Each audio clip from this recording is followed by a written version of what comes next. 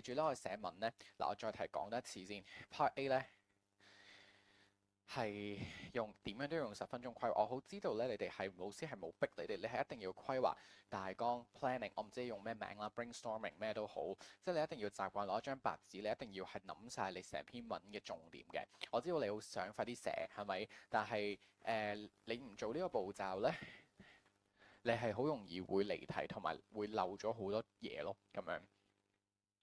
咁咧，跟住之後就寫啦，寫。大約咧，我哋會寫咧用30分鐘左右嘅時間嘅，30 至35分鐘做 part A。跟住咧就到 B。咁 B 其實都一樣嘅啫，即係永遠都係10分鐘。諗定每一段點做，所以譬如你我哋上堂咧，成日都係練呢件事，因為呢個做好咧，你篇文都唔會差得去邊噶啦。如果你本身有 grammar，OK，咁都冇乜大問題噶啦。跟住大約咧，你就可以用45至60分鐘，睇翻你自己嘅情況。跟住最後咧，係一定要用起碼10分鐘嘅時間咧，係 check 答案嘅，即係 proofread。我知道你哋係唔中意做呢樣嘢，寧願寫多啲嘅咁樣，但係我哋呢個英文科咧係扣分制嘅，知唔知道？唔係加分制嘅，所以一定係要記住，你係唔可以俾我捉到大錯嘅。個比喻就係好似你拍拖咁，得唔得？唔係你越整得容越多，就代表我越中意你嘅。明唔明？係你唔應該犯大錯，例如你出軌，你之前做得幾好，你唔好求我，即係話我對你好好嘅，成日送花俾你，你出軌就冇噶啦。所以你應該要留10分鐘嘅時間咧，唔好犯大錯，就係咁。跟住咧，我哋就可以去睇下即係呢度嘅答案。OK，嗱，首先呢度咧，我唔好撳啦，攞張紙陪你玩啦。咁咧。喺呢一度入邊咧，你就應該可以去留意到我哋 Part A 咧短文寫作。當然有同學都好聰明嘅問呢度嘅技巧可唔可以放入去 Part B 咧？絕對可以。不過呢個係 A 嘅，一定要做咯。咁佢就係一個看圖講故事。嗱，我都再提你咧，真係冇乜人識教 Part A 嘅。咁所以即係要出名嘅補習老師啦，唔出名唔講。出名嗰啲咧，真係得4、5個老師識教 Part A 嘅啫。所以咧，自己俾心機練好佢，你就會好好噶啦。咁記住係要放大身份、對象、背景、心情。咁所以第一樣嘢呢，頭先已經俾好大 tips 俾你，好似嗰個六師班咁。咁而家呢度呢，我哋就係叫 Dim Sum One。咁點解佢叫 Dim Sum One 啊？因為點解叫 One 啊？係啦，the one 即係可能佢係the first one and the only one 係譬如係提供一啲素食嘅餐廳嘅，咁都得。嗱，我俾啲再癲啲俾你，因為上次已經教素食啦，咁樣同我喺度寫一路聽都得嘅，即係當係收音機。而家咧喺外國咧，譬如日本啦，好紅嘅咧就係食咩咧？係食昆蟲嘅。你可以話我哋香港係第一間係呢啲點心係有昆蟲。哇！你老師即係 cut 完之後覺得一定記得你篇文，雖然好核突。即係喺外國，譬如東京咁樣，其實係有得食昆蟲嘅，即係例如嗰啲蟋蟀啊、食曱甴啊咁樣，即係令到係好 high class 喎。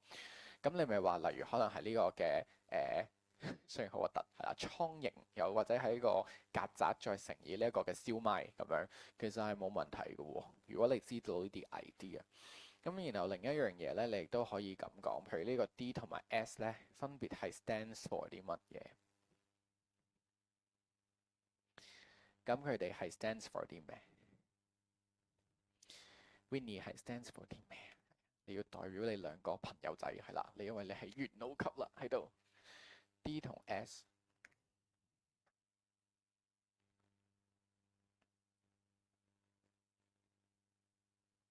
嗯，個 D 同 S 係 stands for 啲咩？冇答案㗎，你自己作到就得㗎啦。我俾嗰個你哋一齊諗啦。哦，delicious，哇，好犀利喎！delicious，跟住咧，係咪好似玩 Scrabble 咁啊？係 S 字頭，幾多個？冇答案㗎。Silver Casino，哇，銀色嘅，OK Casino 可以啊。咁我個版本，譬如可能係可以好低 B 嘅啫喎，Super Surface 都得㗎。咁所以咧，呢個就係你做嘅時候咧，你可以去參考嘅一樣嘢啦，明唔明白？但係你記唔記得我同你講過，當你用嘅時候咧，好似我哋睇啲範文嗰啲同學仔咁啦，你一定係要幫我郵粗睇佢嘅。係啦，提一提你而家寫緊啲同學仔，油粗佢，咁油粗之後咧，幫我咁樣間低佢，咁驚死老師唔知嘅，你快啲而家用嘅時候咧就做啦。咁你話點解我哋個 name dim sum one 咧？The name 係咪 D 同 S 咧？就係 stands for 呢樣嘢。OK，跟住係咪應該冇聽過呢樣嘢啊嘛？Part A 同 Part B 嘅分別，老師有冇教過 A 同 B 有咩分別啊？係啦，就係咁。所以你發覺咧，Even 頭先都偷聽到啦，係咪一個咁學校都已經覺得佢係五星係咪嘅同學咁樣啦？其實佢哋都未必知道呢啲技巧性嘅嘢咯。咁所以你自己要努力啲學啦。咁除咗呢樣嘢之外咧，咁仲有就係啦，其實呢啲可以講啦，hottest new restaurant。咁你點樣形容佢好 hot 啊？例如你要等3個月先排到嘅預約，好似中環有個食漢堡扒嘅都係㗎，咩咩咩咩記得咗肉幻肉知唔知咩？同埋佢嘅 Instagram 有幾多嘅 followers 啊？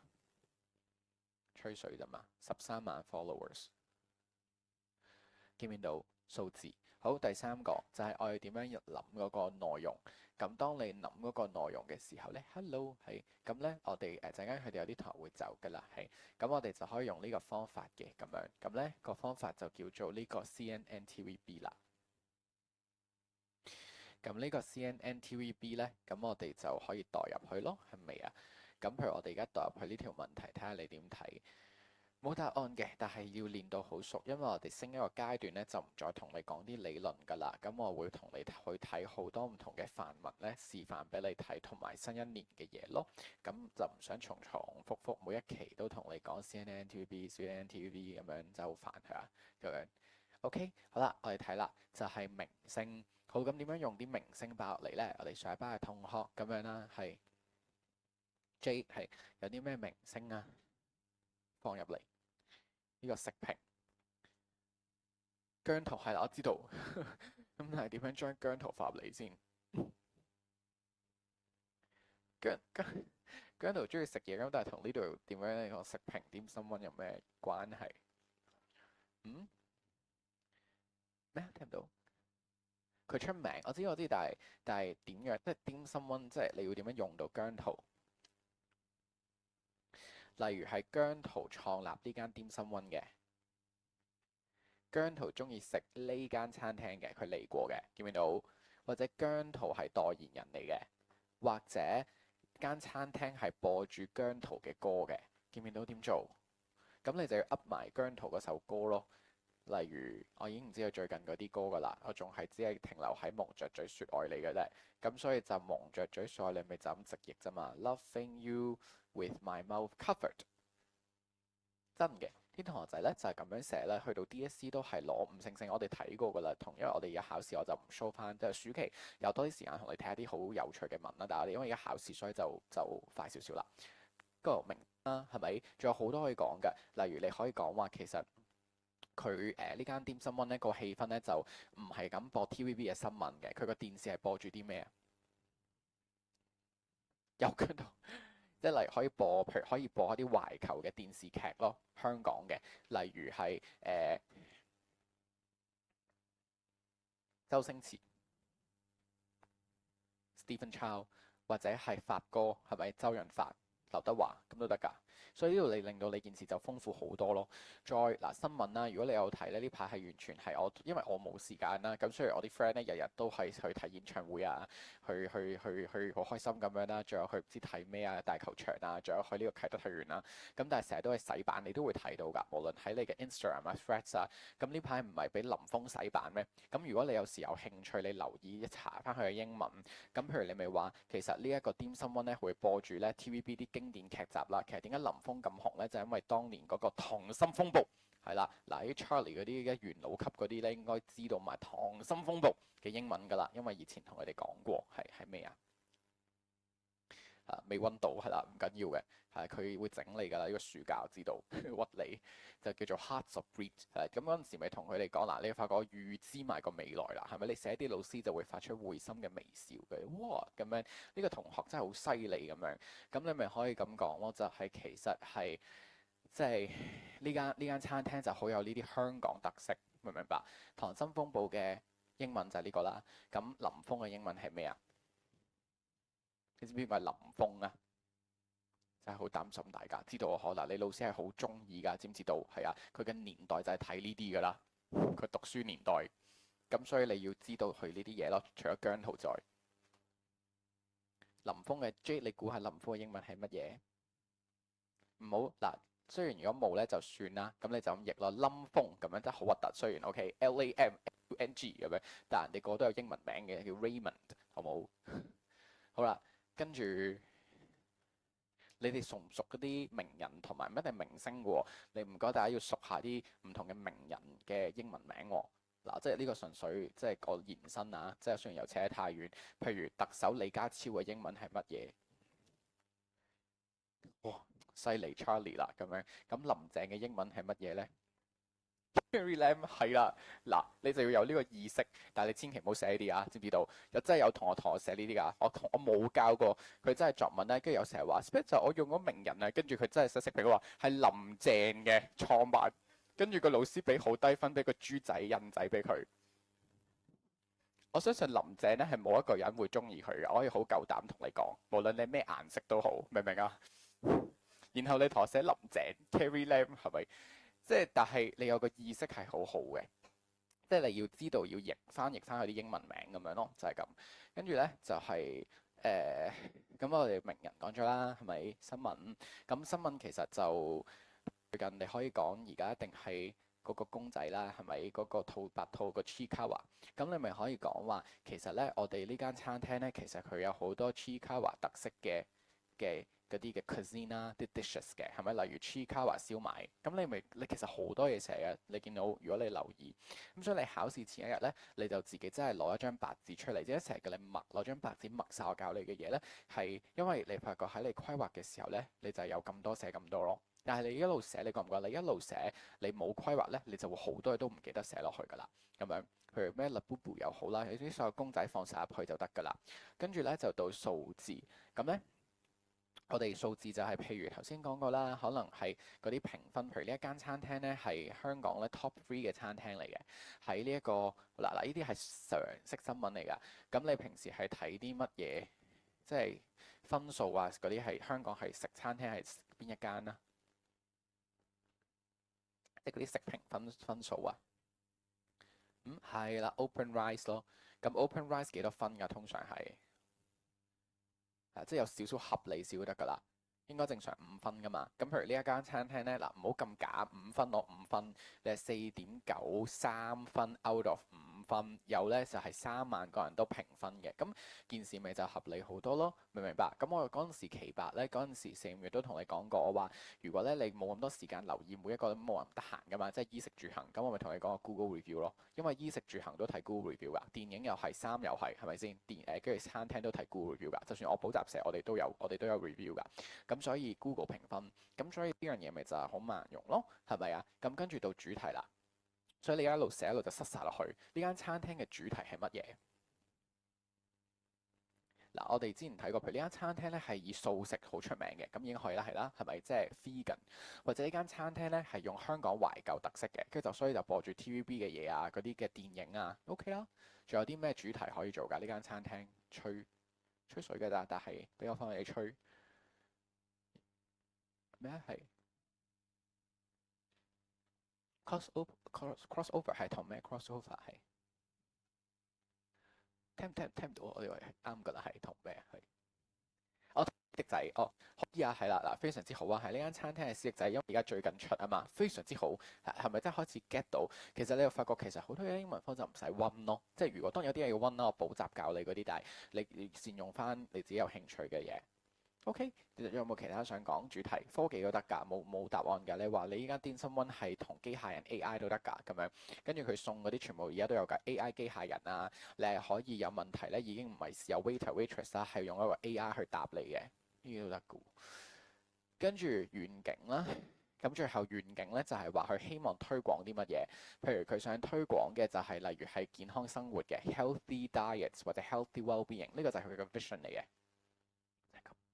咁呢個就係第三，好啦，咁仲有，因為其實呢啲係溫書啫嘛，咁所以佢上一班同學咧，我都同佢哋講過，當年我哋下一個階段會睇，因為嗰篇文係要，我到時會同你睇晒10幾篇嗰陣時，啲同學仔用我哋方法攞5星星，咁嗰啲先震撼嘅，係咪？咁而家即係咁樣求其攞篇文係冇用嘅。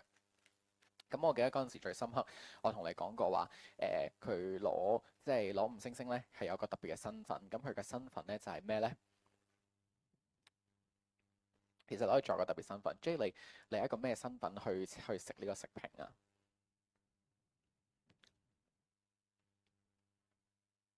食家，是食家。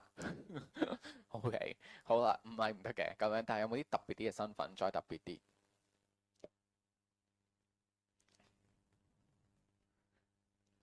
總統阿媽係，咁你總統阿媽，但係咁點樣可以？即係你係幫到你喎，你明唔明啊？幫到你嗰個係 Gordon Ramsay，哇呢個都得係啦，可以嘅，可以嘅。